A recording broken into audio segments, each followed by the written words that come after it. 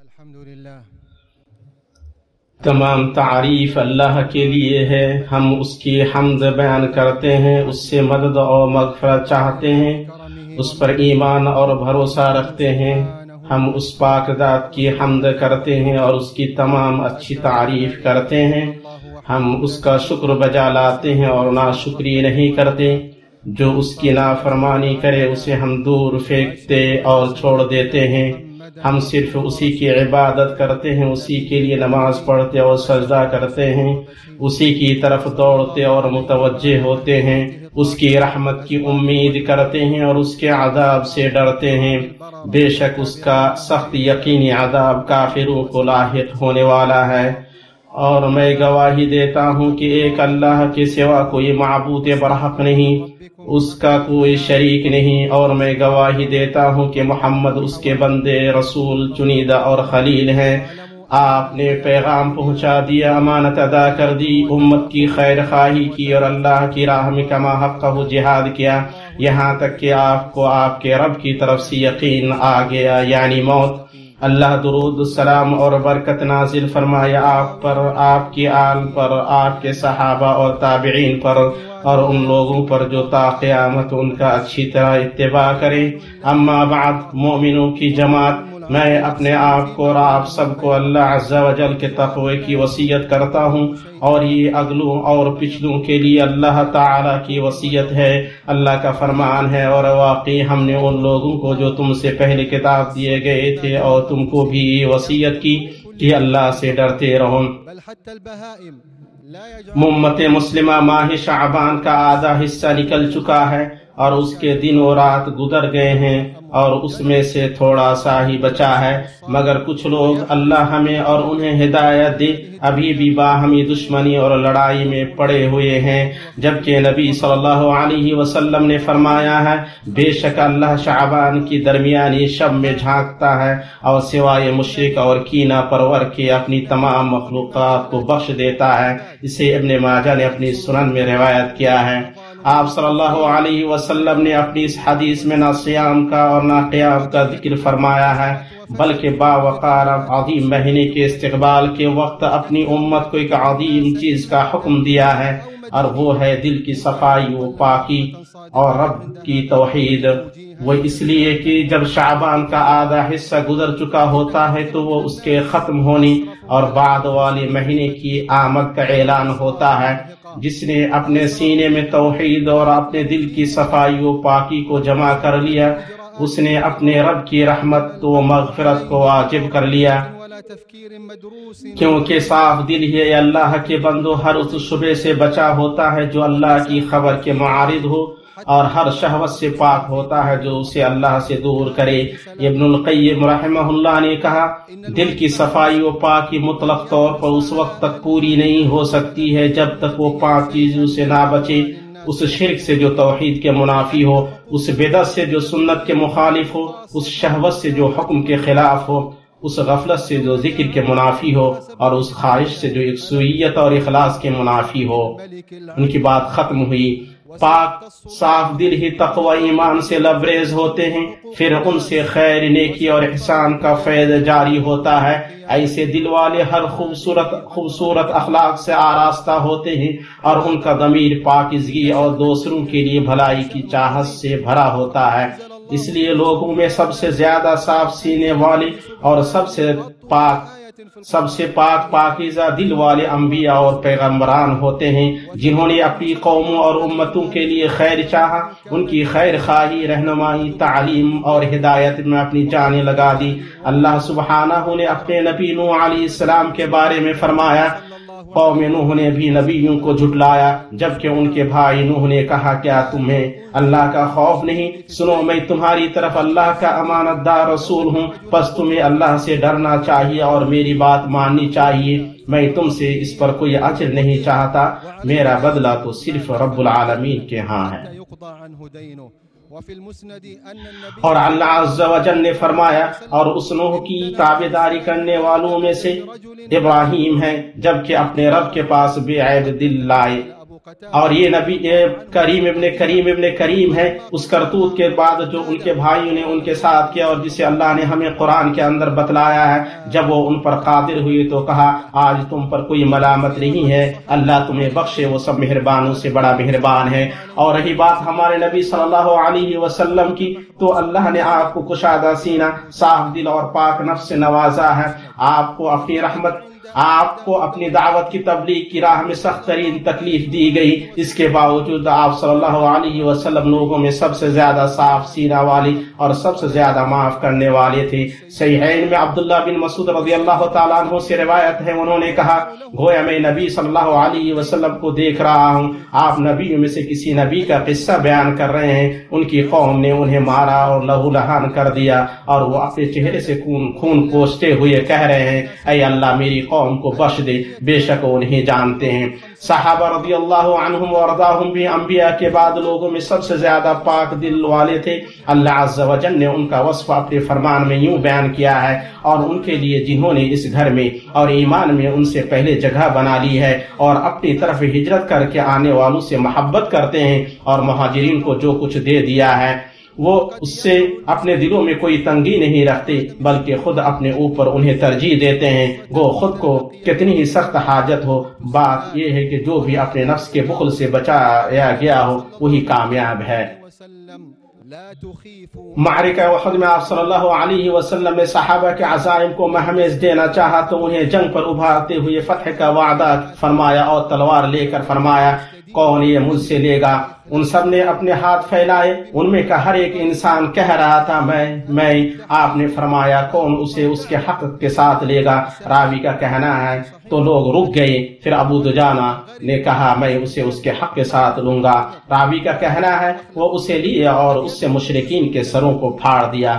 صحیح مسلم۔ جب ابو دجانہ رضی اللہ تعالی عنہ کو موت آئی تو ان کا چہرہ دمک رہا تھا۔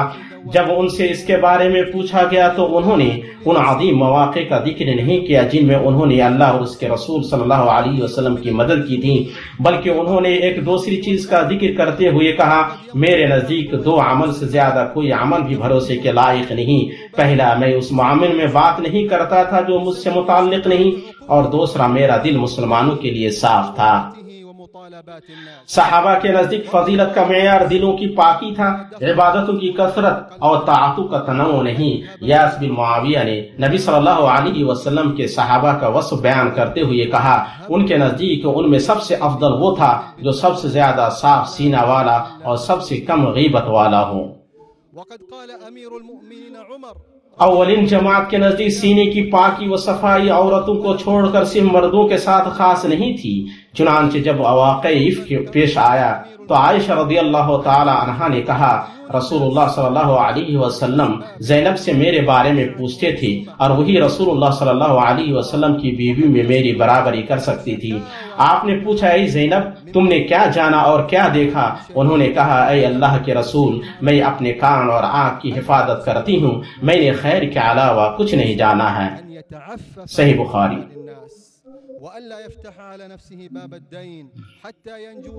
مستدرک حاکم میں ہے، عائشہ رضی اللہ تعالی عنہا نے کہا ام حبیبہ نے مجھے اپنی موت کے وقت بلا کر کہا ہمارے درمیان وہ سب ہو سکتا ہے جو سوکنوں کے درمیان ہوتا ہے، اس قبیل کا جو کچھ واقع ہوا ہے اللہ اسے میرے اور تمہارے لیے معاف کر دے۔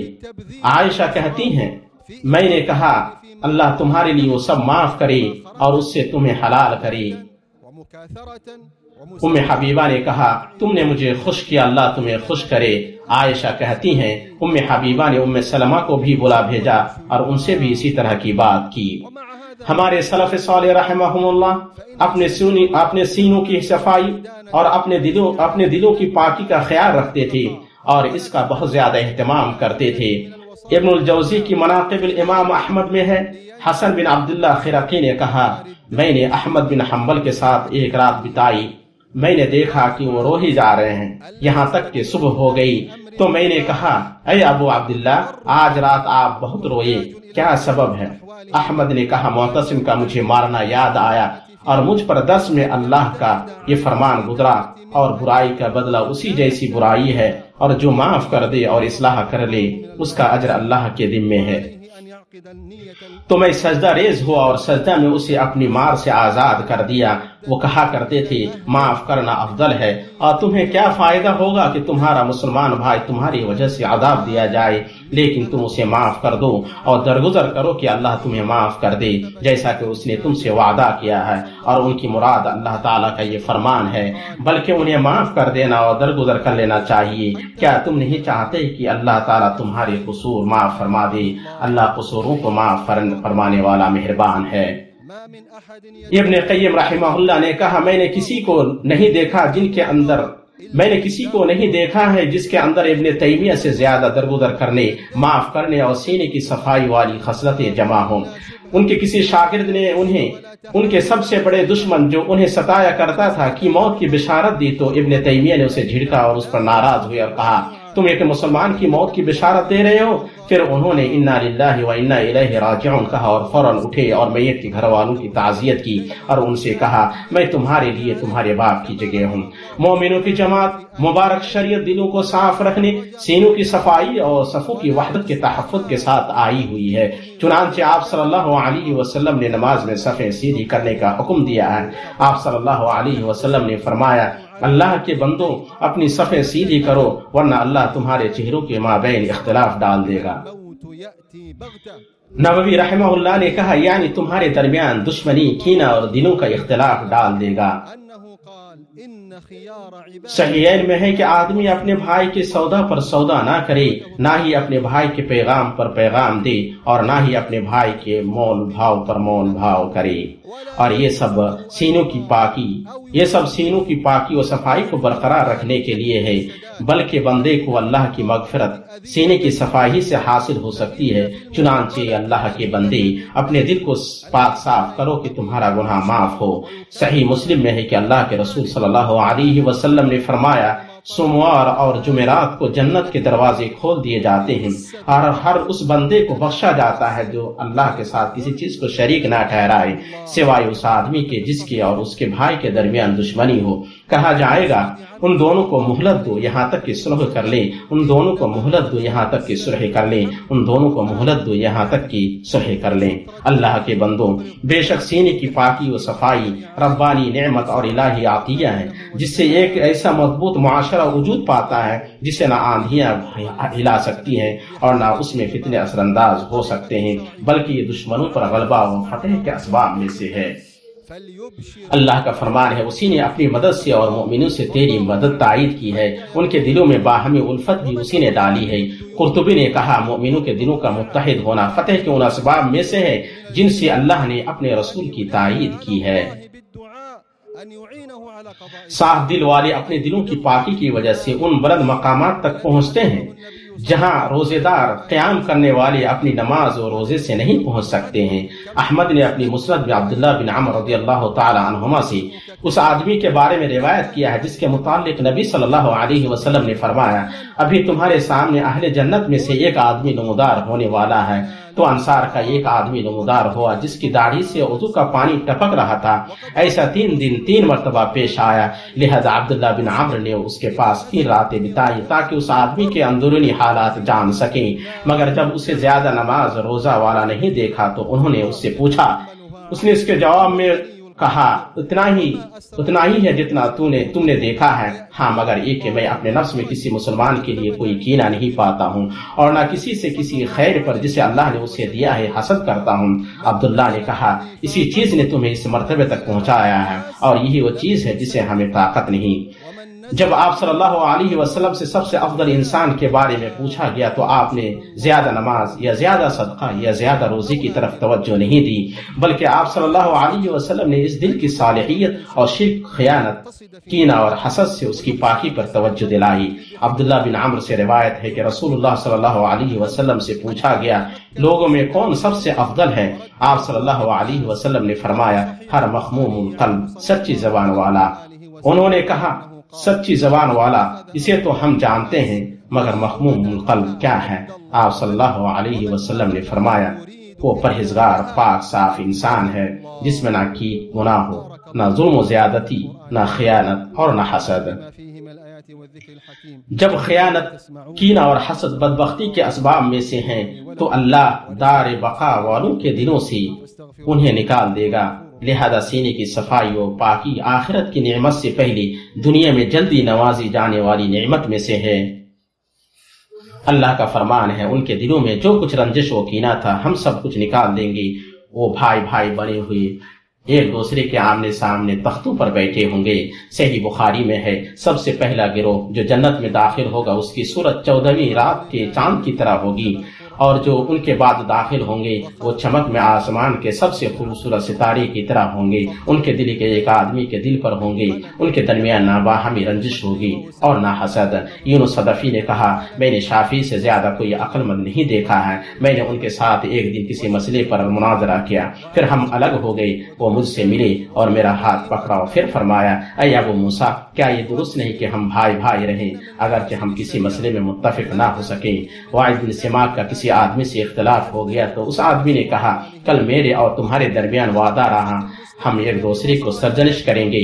ابن سماک نے کہا بلکہ میرے اور تمہارے درمیان کل کا وعدہ رہا ہم ایک دوسرے کو معاف کریں گے۔ اللہ کے بندوں، ہمیں صاف سینوں اور پاک دلوں کی کتنی ضرورت ہے۔ اس بات سے زیادہ کوئی چیز آنکھ کو ٹھنڈا بخشنے والی اور غم و فکر کو دور کرنے والی نہیں ہے کہ آدمی صاف دل کے ساتھ جیے۔ جب کوئی نعمت کسی مسلمان کی طرف جاتے دیکھے تو کہے اے اللہ، جو کوئی بھی نعمت مجھے یا تیری مخلوقات میں سے کسی کو حاصل ہو وہ تو صرف تیری طرف سے ہے، تیرا کوئی شریک نہیں، تیرے لیے حمد ہے اور تیرے لیے شکر ہے۔ اور جب اس کے برخلاف دیکھے تو اسے اپنے بھائیوں کے لیے ترس کھائے، ان کے دکھ سے دکھی ہو، ان کے لیے دعا کرے اور ان کی مدد کی کوشش کرے۔ اس طرح مسلمان پاک دل اور صاف سینے کے ساتھ اللہ سے راضی اور اس کے عذاب سے بچتے ہوئے جیے گا، اور قیامت کے دن سینے کی صفائی سے ہی نجات اور دل کی پاکی سے ہی کامیابی ملے گی۔ اللہ کا فرمان ہے جس دن کے مال اور اولاد کچھ کام نہ آئے گی، لیکن فائدہ والا وہی ہوگا جو اللہ تعالیٰ کے سامنے بے عیب دل لے کر جائے۔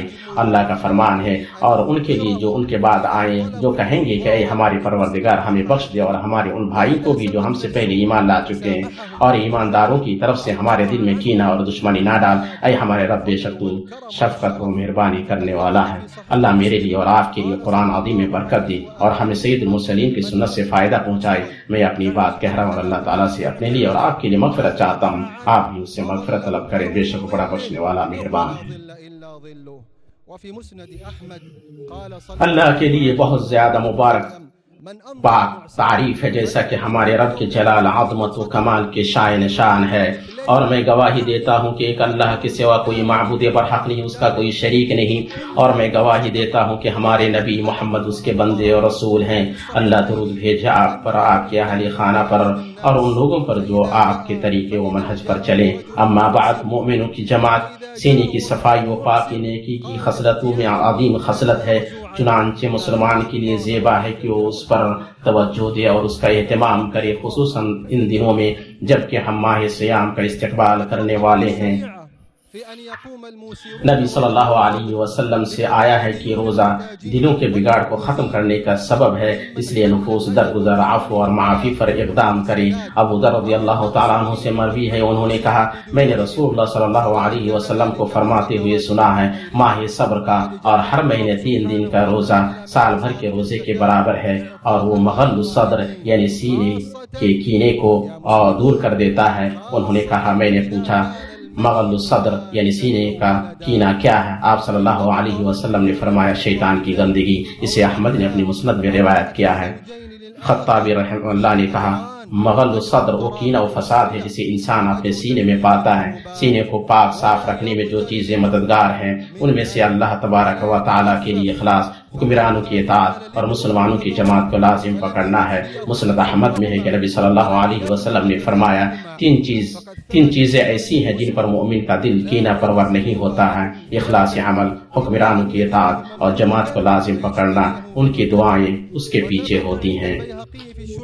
ابن الاثیر نے کہا یہ 3 خصلتیں ایسی ہیں کہ ان سے دلوں کی اصلاح کی جاتی ہے، چنانچہ جو انہیں مضبوط سے پکڑ لے اس کا دل خیانت، فساد اور برائی سے پاک ہوگا۔ سینے کی پاکی و صفائی صفائی کے اسباب میں سے ہے بدگمانی سے دور رہنا، کیونکہ بدگمانی آدمی کی بہت بری خصلت ہے۔ اے ایمان والو، بہت بدگمانی سے بچو، یقین مانو کہ بعد بدگمانی یا گناہ ہے۔ سینے کی پاکی و صفائی کے اسباب میں سے تلاوت، حفظ، سیکھنے اور تدبر کرنے کے ساتھ اللہ تعالیٰ کی کتاب پر توجہ دینا ہے، اس لیے کہ بندہ جس قدر اپنے رب کی کتاب پر توجہ دے گا اس کا سینہ صاف اور اس کا دل نیک ہوگا۔ اللہ کا فرمان ہے، لوگوں تمہارے پاس تمہارے رب کی طرف سے ایک ایسی چیز آئی ہے جو نصیحت ہے، اور دلوں میں جو روگ ہیں ان کے لیے شفا ہے اور رہنمائی کرنے والی ہے اور رحمت ہے ایمان والوں کے لیے۔ پھر اے مومنوں کی جماعت، آپ جان لیں کہ اللہ نے آپ کو ایک باوقار حکم دیا جس میں اس نے اپنے رب سے شروع کیا۔ اللہ عز و جل نے فرمایا، اللہ تعالیٰ اور اس کے فرشتے اس نبی پر درود بھیجتے ہیں، ایمان والو تم بھی ان پر درود بھیجو اور خوب سلام بھی بھیجتے رہا کرو۔ اے اللہ تو درود نازل فرما محمد پر اور محمد کی آل پر، جس طرح تو نے درود نازل فرمایا ابراہیم پر اور ابراہیم کی آل پر، بے شک تو قابل تعریف اور صاحب عظمت ہے۔ اے اللہ تو برکت نازل فرما محمد پر آل محمد پر، جس طرح تو نے برکت نازل فرمائی ابراہیم پر اور آل ابراہیم پر، بے شک تو قابل تعریف اور صاحب عظمت ہے۔ اے اللہ تو خلفاء راشدین ابو بکر، عمر، عثمان اور علی اور سارے صحابہ تابعین سے راضی ہو جا اور ان لوگوں سے راضی ہو جا جو تا قیامت ان کا اچھی طرح اتباع کرے، ہم سے بھی ان کے ساتھ اپنے عفو کرم وجود سے راضی ہو جا یا ارحم الراحمین۔ اے اللہ اسلام اور مسلمان کو غلبہ عطا فرما، شرک اور مشرکین کو رسوا کر، دین کے حدود نواحی کی حفاظت فرما اور اس ملک اور مسلمانوں کے سارے ملک کو امن و اطمینان کا گہوارہ بنا۔ اے اللہ ہر جگہ مسلمانوں کے حالات سدھار دے یا ذا الجلال والاکرام۔ اے اللہ ہم تیرے فضل، احسان اور جود و کرم کے وسیلے سے تجھ سے فریاد کرتے ہیں کہ تو ہر برائی سے مسلمانوں کے ملکوں کی حفاظت فرما۔ اے اللہ تم کے حرمین شریفین کی حفاظت فرما۔ اے اللہ اپنی حفاظت سے اس کی حفاظت فرما اور اپنی دیکھ بھال اور نگہداشت سے اس کی نگہبانی فرما یا ارحم الراحمین۔ اے اللہ تو اس کی سلامتی، خوشحالی اور استحکام کو دوام بخش اپنی رحمت سے یا ارحم الراحمین۔ اے اللہ جو ہمارے ملک کا اور مسلمانوں کے ملکوں کا برا چاہے تو اس کی تدبیر کو اس کی ہلاکت بنا دے، اے طاقتور غلبہ والے، اے ذی الجلال والاکرام۔ اے اللہ تو خادم الحرمین شریفین کو اس کام کی توفیق جو تجھے پسند ہو اور تو اس سے راضی ہو، اور انہیں اسلام اور مسلمانوں کی طرف سے بہترین بدلہ عطا فرما اور ان کے ذریعے مسلمانوں کے کلمے کو جمع کر دے یا رب العالمین۔ اے اللہ تو ان کے ولی عہد کو اس کام کی توفیق جس میں شہروں اور بندوں کی بھلائی ہو۔ اے اللہ تو مسلمانوں کے حکمرانوں کو اپنے ایسے کام کی توفیق جو تجھے پسند ہو تو اس سے راضی ہو۔ اے اللہ تو ہمارے ملک کی سرحدوں پر تعینات ہمارے سپاہی کی مدد فرما۔ یا اللہ اپنی تعریف سے انہیں تقویت دیا اور اپنے نگہبانی سے ان کی حفاظت فرما۔ اے اللہ تو ان کے نشانہ کو درست کر دے، ان کے قدم جما دے۔ یا اللہ تو ان کا معین و مددگار بن جا اپنی رحمت سے یا ارحم الراحمین۔ اے اللہ تو اپنی رحمت سے مسلمان مردوں عورتوں اور مومن مردوں اور عورتوں کو جو ان میں زندہ ہیں اور جو مر گئے ہیں سب کو بخش یا ارحم الراحمین۔ اے اللہ تو ہمارے باپوں ماؤں کی مغفرت فرما، جیسا کہ انہوں نے بچپن میں ہمیں پالا ہے۔ اے اللہ ان میں جو وفات پا گئے ان کی قبر پر شرم وشرانی کر، ان کی قبر کو جنت کے باغوں میں سے باغیچہ بنا دے۔ اے اللہ تو ہمیں دنیا میں بھلائی عطا فرما، آخرت میں بھلائی عطا فرما اور جہنم کے آگ سے بچا لے۔ پاک ہے آپ کا رب جو بہت بڑی عزت والا ہے ہر چیز سے جو مشرک بیان کرتے ہیں۔ پیغمبر علیہ السلام ہے سب طرح کی تعریف اللہ کے لیے جو سارے جہاں کا رب ہے۔